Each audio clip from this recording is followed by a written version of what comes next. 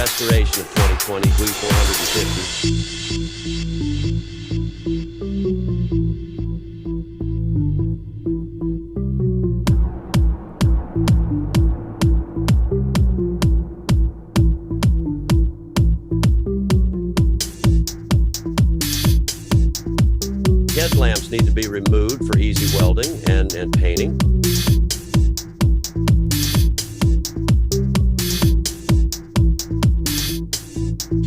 Reviewing the engine.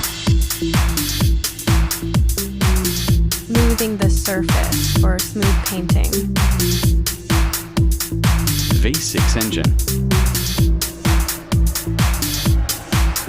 Smoothing the surface for smooth painting. Complete suspension parts are changed.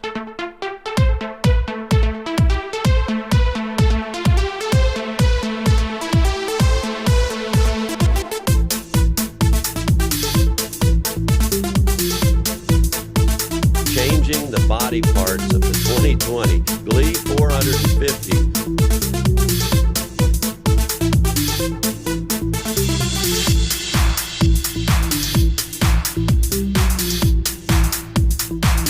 The car has been sent to the oven.